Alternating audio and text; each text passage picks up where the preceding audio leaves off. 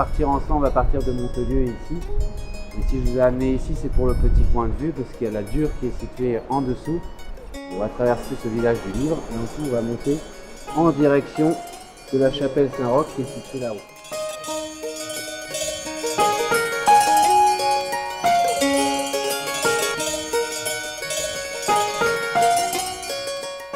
Ça fait un peu comme l'orchis abeille ou l'orchis araignée. Il faut regarder sur la fleur comment elle est située, les dessins. L'orchis bourdon, ça?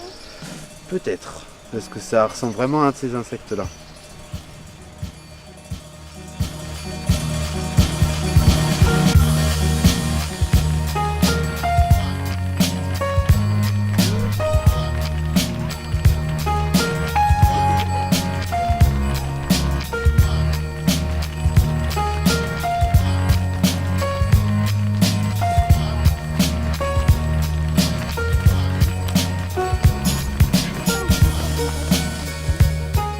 Sur un endroit où il y avait une mer chaude et peu profonde, donc il va y avoir une création au fond avec les dépôts organiques du calcaire grâce à la pression de l'eau. Et ensuite, donc ces dépôts organiques, c'est tout simplement les escargots qui vivaient au fond, donc les bigorneaux de l'époque, ou les autres espèces, donc ils vont mourir. Et ça va se fossiliser au fur et à mesure des temps.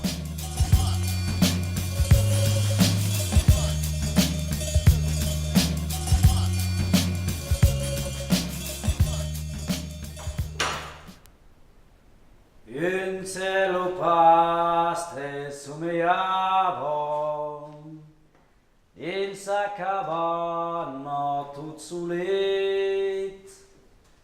Un cielo pastre somigliava, mas in sa cabana non intende tu no boots che gridava curace le botte pasturel, che gridava curace le botte pasturel.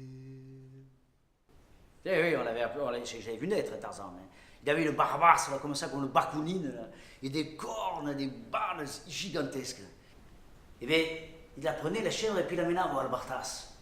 Il l'a mené au roc, à l'herbe rare. En fait, elle n'avait pas grand-chose à paître, la chèvre, mais alors elle revenait le soir avec des mamelles pouflades, des latches et un lait. Mais son père, il lui disait, mais comment tu fais? Mais comment, qu'est-ce que... comment tu fais pour qu'elle fasse comme ça des si bons déjeuners, là? C'est incroyable, quoi.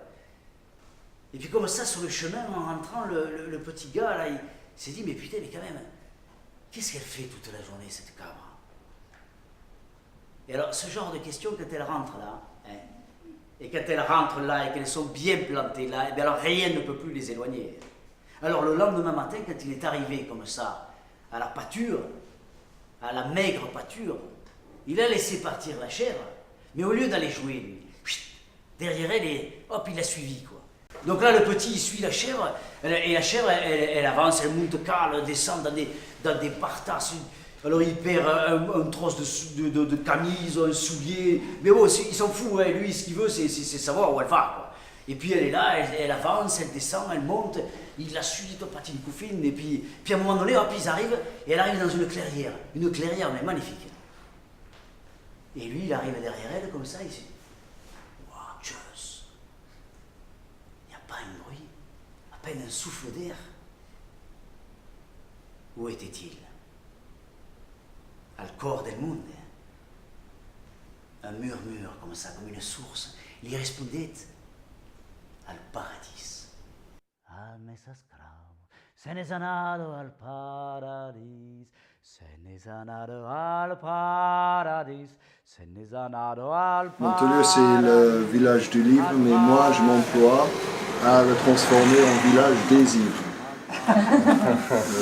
Et il y a pas mal de libraires, notamment, qui sont de sérieux amateurs de vin.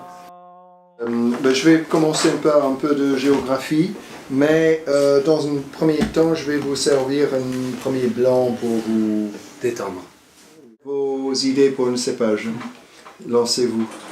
Même les idées les plus folles. Et on dit souvent petit dégustateur, petit de bêtises, et grand dégustateur, grande bêtise. Et il y a des histoires de grands dégustateurs qui sont complètement plantés en goûtant à l'aveugle. Hein. Il n'y a pas d'élevage en fût, voilà. Mais j'aime bien la structure de ça, je trouve ça très très bien fait. Il y a des arômes un peu de fruits, de castille. In cielo pastre sumeava, in sa cabana tut sulit,